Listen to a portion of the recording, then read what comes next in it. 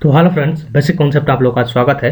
आज हम लोग डिस्कस करेंगे एएलपी टेक्नीशियन सीबीटी 1 का क्वेश्चन पेपर लेके, जो कि 2018 में हुआ था और बहुत सारा शिफ्ट में हुआ था। तो पहले वाला 1 से 25 तक क्वेश्चन मैं कर दिया हूँ। जो लोग नहीं देखे हैं वो लोग देख लीजिएगा। और वो क्वेश्चन जो है अगस्त महीने का 9 तारीख का क्वेश्चन है, ठीक है। तो नेक्स्ट आज स्टार्ट करते हैं। देखिए, BGLDIN-HMR। तो यहाँ पे क्या बोल रहा है कि मिसिंग टर्म को निकालने के लिए बोल रहे हैं, ठीक है। तो ये जो क्वेश्चन है, देखिए मैं दिखा देता हूँ आपको। ये है BGLDIN-HMR, ठीक है। तो ये एक एक छोड़ के क्या हुआ है, फर्स्ट में B है, उसके बाद D है, मतलब C मिसिंग है, उसके बाद D मिसिंग हुआ, D के बाद E मिसिंग हुआ, F होगा, ठीक है। तो इसका आंसर जो है, देखिए फर्स्ट टर्म होगा F, ठीक है। B, उसके बाद D, उसके बाद F, मिडिल वाला देखिए G, उसके बाद H मिसिंग है, I, उसके बाद J मिसिंग है, K, F K, और L, M मिसिंग है, N, O मिसिंग है, P, N O पीछे P R यहाँ पे दिया हुआ। तो उस हिसाब से यहाँ पे होगा P F K P, ठीक है। तो यहाँ पे आंसर जो है 26 का है 3 F K P। Next question देखिए यहाँ पे जो दिया हुआ है 27। देखिए, which of the fraction given below added to 5/8 gives 1। तो 5/8 के साथ कितना ऐड करेंगे तो ये हो जाएगा 1। तो 1 माइनस कर दीजिए 5/8 तो हो जाएगा 3/8 आंसर। तो यहाँ पे 3/8 ऑप्शन में नहीं है, ठीक है। 3/8 ऑप्शन में नहीं दिया हुआ है। तो यहाँ पे जो 6/16 है, देखिए 6/16 जो है ये रिड्यूसिबल है, ठीक है। इसको काट के 3/8 लिख सकते हो। तो आंसर जिस हिसाब से दिया हुआ है उस हिसाब से आपको करना है। तो इसका आंसर हो जाएगा ये वाला 6/16, ठीक है। नेक्स्ट देखिए, नेक्स्ट जो क्वेश्चन दिया हुआ है एक लाइफ साइंस क्वेश्चन है। Which of the following serves as a nutritive tissue for the growing embryo, ठीक है। ये मेरा नोट जो लोग लिया है उन लोगों के पास है, ये अच्छे से दिया है, समझने का कुछ नहीं। एंडोस्पर्म होगा ये, ठीक है, एंडोस्पर्म है। नेक्स्ट देखिए, युद्ध के मैदान में हमेशा डैश रहते हैं। युद्ध के मैदान में क्या रहता है? रथ, तीर, सैनिक, हाथी, ठीक है। युद्ध की देखें, यहाँ पे जो आंसर दिया है, आंसर की में जो ऑफिशियल आंसर की में आंसर दिया हुआ है वो एरो दिया हुआ है, लेकिन मेरे हिसाब से ये गलत है, ठीक है। आप लोग कमेंट करके बताइएगा, आप लोग का भी ओपिनियन हो सकता है, क्योंकि बैटलफील्ड में हमेशा दो पक्ष में लड़ा जाता है, दो पक्ष में, और दो पक्ष में जो बैटलफील्ड लड़ता है वो होता है सैनिक, ठीक है। सैनिकी युद्ध लड़ता है, और तीर एक तरफ से एक वेपन है, एक हथियार है। तो तीर के अलावा बंदूक से भी युद्ध लड़ा जाता है, और तलवार से भी लड़ा जाता है, चाकू से भी लड़ा जाता है, कमान से भी लड़ा जाता है। तो तीर का कोई ऑप्शन नहीं है, जल्दी जल्दी हमें सैनिक रहना चाहिए जो युद्ध करेगा, ठीक है। तो मेरे हिसाब से जो आंसर होगा वो होगा 3 का, ठीक है, सैनिक। नेक्स्ट देखिए, नेक्स्ट क्वेश्चन मैं बहुत बताता हूँ। To convert temperature from Celsius to Kelvin, तो सेल्सियस के साथ केल्विन का जो रिलेशन होता है, देखिए के इक्वल टू होता है C प्लस 273, ठीक है। 273 हमेशा ऐड करना होता है सेल्सियस के साथ। तो यही यहाँ पे दिया हुआ है, बहुत ही इजी और सिंपल क्वेश्चन है। देखिए मेरा नोट्स में ये भी दिया हुआ है, add 273 to given temperature. Next देखिए, नेक्स्ट क्या दिया हुआ है यहाँ पे 31, choose the correct analogous word from the given alternatives. तो यहाँ पे क्या दिया है? कारपेंटर, कारपेंटर के साथ हैमर, कारपेंटर का जो वेपन है, हथियार है, हैमर है। तो उस हिसाब से देखिए यहाँ पे बहुत ईजी दिया हुआ है, प्लम्बर दिया हुआ है। तो प्लम्बर का जो हथियार है मेन है रेंच है, क्योंकि पाइप ये सब चीज़ खोलता है, तो रेंच तो हमेशा रहना चाहिए। तो ये 4 का आंसर होगा प्लम्बर, रेंच। नेक्स्ट देखिए, Dada Saheb Phalke award is awarded for significant public achievement in which field, कौन सा फील्ड में दिया जाता है? तो ये फील्ड में दिया जाता है। ये बहुत इजी क्वेश्चन है, जनरल नॉलेज से पूछा गया है। नेक्स्ट देखिए, एक प्रॉब्लम दिया हुआ है फिजिकल साइंस का। A body of 4 kg is lying at rest under the action of constant force, it gains speed of 5 metre per second, the work done पूछ रहा है। तो यहाँ पे क्या एक्चुअली दिया हुआ है, देखिए मास दिया हुआ है। तो मैं इधर करता हूँ, देखिए मास दिया हुआ है कितना, 4 kg। और यहाँ पे दिया हुआ है फोर्स जो है constant, under the constant force. Force constant होता है हमेशा, और फोर्स का जो फॉर्मूला होता है m इंटू ए।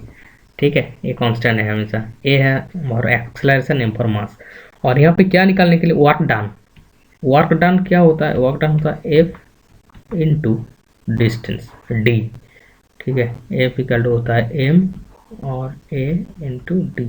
तो यहाँ पे देखिए मेरा एम का वैल्यू दिया हुआ है, लेकिन ए डी का वैल्यू निकालना है। तो ए डी का वैल्यू कैसे निकालेंगे, तो एक फार्मूला फिजिक्स में है, मेरा नोट्स में भी दिया हुआ है, एक सिंपल सा फार्मूला है, v square equal to u square plus 2f(s).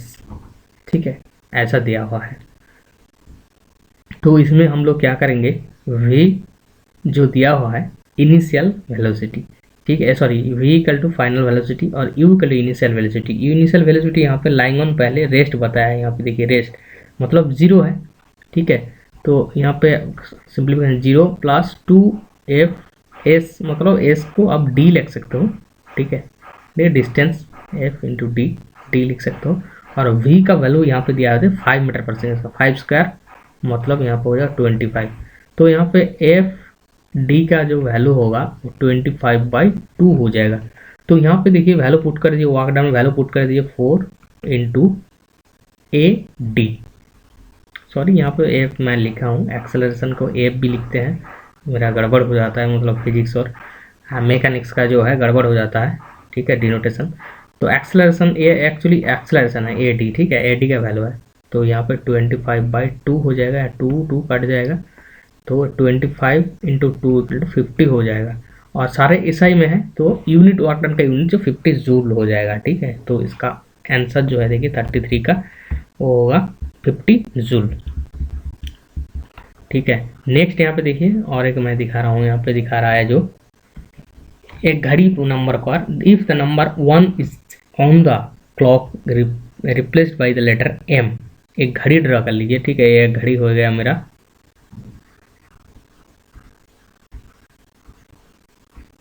तो बोल रहा है कि m the number 2 replace by n। 1 जो है देखें यहाँ से स्टार्ट हो 1 2, यहाँ पे 3, यहाँ पे 6, यहाँ पे 9, यहाँ पे 12। तो बोल रहा है एक को m द्वारा, मतलब यहाँ पे एक जो है यहाँ पे m, यहाँ पे n, m n o p q r s t u v w। ठीक है, तो मैं अच्छे से ड्रॉ नहीं कर पाता हूँ, मेरे ड्राइंग स्किल अच्छा नहीं है उतना। तो यहाँ पे देखिए क्या बोला, ऐसा हिसाब से चलेगा। तो जब 21 PM हो रहा है, 21 बज रहा है, PM देने का जरूरत नहीं, 21 दे दिया मतलब रात को 9 बज रहा है। तो रात को जब 9 बजेगा तो कौन सा लेटर होगा, तो यू है सिंपली। ठीक है, सिंपली यहाँ पे कितना है, यू है, तो यहाँ पे आंसर दिया हुआ है यू। नेक्स्ट देखिए, नेक्स्ट क्वेश्चन दिया होता है resistance of a conductor inversely proportional to the area of the cross section. जो लोग इलेक्ट्रिकल बैकग्राउंड से है जो लोग, तो वो लोगों को तो अच्छे से पता है ये, लेकिन जो लोग इलेक्ट्रिकल बैकग्राउंड से नहीं है, एक फार्मूला होता है रेजिस्टेंस का, R equal to rho L divided by A. Rho होगा रेजिस्टिविटी, एल हो गया लेंथ और ए हो गया cross sectional area of the material. तो इसके साथ देखिए ए के साथ ये रेजिस्टेंस जो इनवर्सली प्रोपोर्शनल होता है। ठीक है, तो ये हो रहा है area of the cross section. ठीक है, नेक्स्ट देखिए प्रॉब्लम फिगर दिया हुआ है और उसका वाटर इमेज निकालने के लिए बोल रहे हैं। ठीक है, तो मैं पहले ही बता दिया हूँ, जिन्होंने मेरा नोट्स लिया उन लोगों को तो पता है, नोट्स जो लोग नहीं लिया है मैं बता देता हूँ। वाटर इमेज हमेशा नीचे होता है। ठीक है, और जो मिरर इमेज होता है हमेशा साइड में होता है। एक मान लीजिए एक ऑब्जेक्ट है ये, तो ये हो गया हमारा, मान लीजिए कि वाटर इमेज हमेशा नीचे हो जाएगा। ठीक है, वाटर इमेज हमेशा नीचे हो जाएगा और इधर साइड में हो जाएगा मिरर इमेज, साइड में हो जाएगा मिरर इमेज, इस टाइप का हो जाएगा। ठीक है, तो ये जाएगा मिरर, ये हो जाएगा वाटर। तो यहाँ पे क्या बोला है देखिए, वाटर इमेज बोला है, मतलब ये नीचे आ जाएगा, मतलब नीचे एक मिरर पकड़ेंगे वही हो जाएगा वाटर इमेज। इसको पानी में देखेंगे तो कैसा दिखेगा। तो यहाँ पे जो ऑप्शन है देखिए, ये वाला जो ऊपर वाला तीर है ठीक है, एरो है तो नीचे आ जाएगा, ठीक है, और ए वाला ऊपर चला जाएगा, ऐसा ही होगा, ठीक है। तो उस हिसाब से देखिए जो मेरा ऑप्शन हो रहा है, ऑप्शन सी हो रहा है, ठीक है। तो यहाँ पे देखिएगा ऑप्शन सी दिया हुआ है। तो ये बहुत ही सिंपल है, बच्चों वाला सवाल है, नासा में ये सब था, तो जो लोग अच्छे से देखेंगे ये लोग कर पाएगा। तो यहाँ पे देखिए 37 का एक सिंप्लीफिकेशन दिया हुआ है। तो सिंप्लीफिकेशन यहाँ पे बहुत ही सिंपल है, BODMAS जो फॉर्मूला है, ठीक है, BODMAS मेरा नोट्स में अच्छे से दिया हुआ है, ठीक है। तो ये फार्मूला के हिसाब से आपको करना है, पहले ब्रैकेट का काम करना है, उस हिसाब से 15 - 13 - 2, तो ये 0 हो जाएगा सीधा, ये जो हो जाएगा पूरा 0 हो जाएगा, ठीक है, ये हो जाएगा 0। उसके बाद देखिए 46 - 0 46 हो जाएगा, ये 46 है। उसके बाद देखिए 38 - 46, 38 - 46 मतलब हो जाएगा यहाँ पे -8 हो जाएगा, ठीक है। और माइनस और ये माइनस दोनों मिलके क्या होगा, प्लस हो जाएगा, ठीक है। 27 + 8 35, बहुत ही ईजी है, बहुत सिंपल है, थोड़ा ध्यान देके कीजिएगा। नेक्स्ट देखिए, नेक्स्ट यहाँ पे दिया हुआ है मिरर इमेज, ठीक है, मिरर इमेज यहाँ पे दिया हुआ है। तो यहाँ पे एक चीज़ अच्छा है कि यहाँ पे मिरर लगा दिया, ठीक है। कभी कभी ऐसा रहता है मिरर नहीं लगाता है, तब आपको समझ लेना कि दाएं तरफ से मिरर है, ठीक है। तो यहाँ पे मिरर है मतलब देखिए जो फिगर बनेगा ऐसा बनेगा, ऊपर वाला जो है, ठीक है, ऊपर वाला ऐसा फिगर बनेगा, और नीचे का फिगर देखिए जैसा हुआ है वैसा ही रहेगा, ठीक है। तो मोबाइल में अच्छे से मैं ड्राइंग नहीं कर पा रहा हूँ यहाँ पे डिजिटल बोर्ड में, तो इस टाइप का होगा। तो आंसर जो होगा देखिए, आंसर होगा ये वाला बी वाला, ठीक है, आंसर है बी, ठीक है। यहाँ पे देखिए दिया हुआ है select the odd figure out the following figure. तो यहाँ पे लॉजिक थोड़ा मुझे गड़बड़ लग रहा है, आप लोग कमेंट करके जरूर बताइएगा कि इसका लॉजिक क्या होगा, क्योंकि यहाँ पे देखिए मेरे हिसाब से जो लॉजिक है यहाँ पे, एक ये है क्या है, ए एक भावल है, ठीक है, और ए कॉन्सोनेंट है, आई एक भावल है, ए कॉन्सोनेंट है, तो इसको एल को भी एक भावल होना चाहिए था, ठीक है, लेकिन ये कॉन्सोनेंट आ गया, तो मेरे हिसाब से एल गड़बड़ है। तो आंसर भी उसी हिसाब से दिया हुआ है 5, ठीक है, 5 आंसर दिया हुआ है, लेकिन दूसरा कोई लॉजिक हो सकता है। तो आप लोग किसी को अगर पता होगा तो कमेंट करके जरूर बताइएगा, मैं भी सीख लूँगा आपके पास, ठीक है। तो नेक्स्ट देखिए 40 का दिया हुआ है मध्य प्रदेश का संबंध हीरे से ठीक वैसा ही है जैसा कर्नाटक का संबंध डैश से है। तो देखिए मध्य प्रदेश में डायमंड मतलब पाया जाता है, तो उसी से कर्नाटक में गोल्ड पाया जाता है, ठीक है, सोना पाया जाता है। तो ये बहुत ही इजी था, और जीके भी बता सकते हो, सिलोजिज्म भी, सॉरी एनालॉजी बता सकते हो इसको। तो और फिर एक जीके दिया हुआ which eminent Hindi writer was chosen for the वेस्ट सम्मान 2017। तो करंट अफेयर्स का क्वेश्चन है ये, ममता कालिया, इसमें समझने वाला कुछ नहीं है, आपको जितना पढ़ेंगे उतना ही याद रहेगा, ठीक है। तो एक वेन डायग्राम दिया हुआ है देखिए, तो ये बोला देखिए इंग्लिश हिंदी तमिल, तो ये सब कुछ दिया हुआ है, डायरेक्ट आप क्वेश्चन पढ़िएगा, क्योंकि इधर रहता है रिप्रेजेंट, ये रिप्रेजेंट कर रहा है, वो रिप्रेजेंट कर रहा है, लेकिन ये फिगर देख के समझ में आ रहा है कि कौन सा क्या रिप्रेजेंट कर रहा है। तो यहाँ पे क्वेश्चन का according to it the total number of student who can speak exactly 2 languages, देखिए एग्जैक्टली 2 लैंग्वेज बोल रहा है यहाँ पे, इंग्लिश और हिंदी जो है एल, इंग्लिश तमिल एम, और हिंदी तमिल जो है ओ, तो एल + एम + ओ, बहुत ही सिंपल है ये, ठीक है, देखेंगे तो ये बहुत ही सिंपल है, हो जाएगा।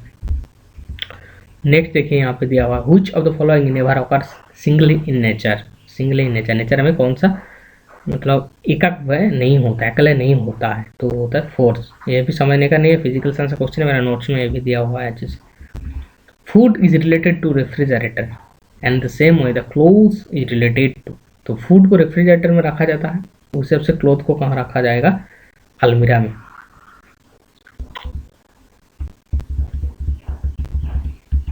नेक्स्ट 45 का जो क्वेश्चन है, there is sapling of 361 mangoes, total mangoes कितना है 361 मैंगो, सॉरी ट्री है, नीम और मैंगो और नीम दोनों मिला के है 361। तो यहाँ पर पूछा ratio of the number of mango tree to the neem tree. देखिए यहाँ ध्यान देने वाली बात है, फर्स्ट वाला जो है ये है मैंगो, लास्ट वाला जो है ये है नेम, ठीक है। How many Neem tree sampling at the garden, तो बहुत ही सिंपल है। तो यहाँ पे सीधा 361 और 11 डिवाइडेड बाई 11 प्लस 8, यहाँ पे हो जाएगा 19। तो यहाँ से आप 19 से लेके यहाँ मल्टीप्लाई कर दीजिएगा। तो मल्टीप्लाई करेंगे तो यहाँ पे सिंप्लीफिकेशन करेंगे तो हो जाएगा 209, ठीक है। तो आंसर होगा 3209। नेक्स्ट देखिए, नेक्स्ट एक प्रॉब्लम दिया हुआ है, तो इसको मैं करता हूँ प्रॉब्लम को, ठीक है। तो ए body of mass 2 kg is throne upward with initial, देखो एक बॉडी है, बॉडी मतलब एक कोई भी चीज़ को ऊपर फेंक दिया, ठीक है, ऊपर फेंक दिया, यहाँ पे आ गया। तो ये है, मान लीजिए मास उसका कितना दिया हुआ है 2 kg। और यहाँ पे देखिए जो कोई प्रॉब्लम देगा तो आप पहले यूनिट देख लीजिएगा, किसको चेंज करना पड़े तो कर लीजिए। ऐसा ही यूनिट में है सब कुछ, मीटर में है, सेकंड में है, मीटर सेकंड में है, और यहाँ पे भी 2 kg दिया हुआ है, ठीक है। तो m2 g दिया हुआ है, देखिए 10 मीटर पर सेकंड, और इनिशियल वेलोसिटी मतलब u इक्वल टू दिया है 20, ठीक है। तो यहाँ पे क्या निकालना है हम लोगों को, काइनेटिक एनर्जी, क्या निकालना है, काइनेटिक एनर्जी। काइनेटिक एनर्जी का फॉर्मूला होता है half into m into v square, okay. तो यहाँ पे देखिए एम तो दिया हुआ है यहाँ पे, लेकिन वी नहीं दिया हुआ है।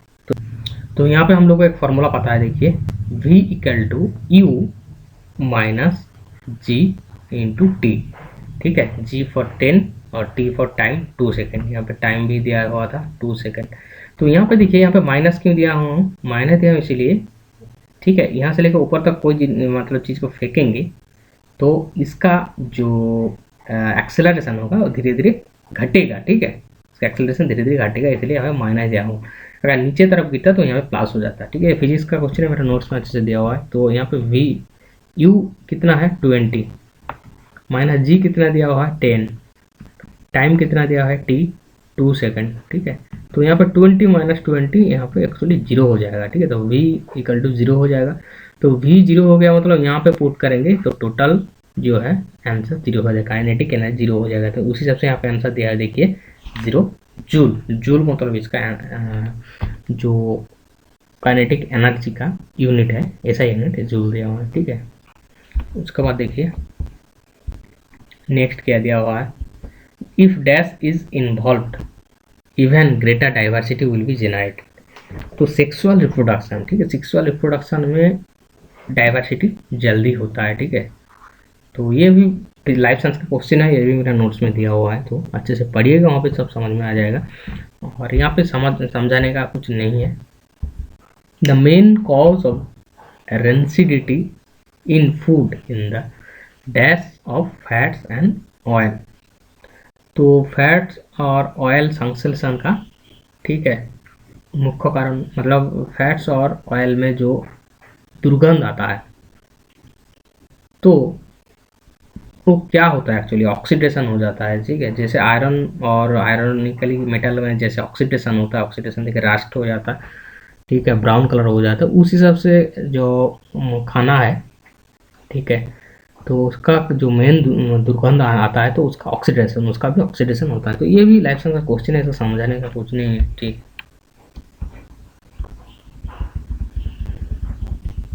में एक अच्छा फिगर दिया हुआ है, देखिए हाउ मैनी ट्राइंग। तो इस टाइप का जो क्वेश्चन रहेगा, ठीक है, मेरा नोट्स में दिया हुआ अच्छे से, मैं फिर भी ये एक बार डिस्कस कर देता हूँ। देखिए इस टाइप का जो क्वेश्चन होगा तो फिगर आपको दोबारा फिर ड्राइंग करना है, ठीक है। फिगर कैसे ड्राइंग करना है मैं दिखा देता हूँ। देखिए पहले आपको क्या करना है, ठीक है, कितना ट्राइंगल हो गया, एक,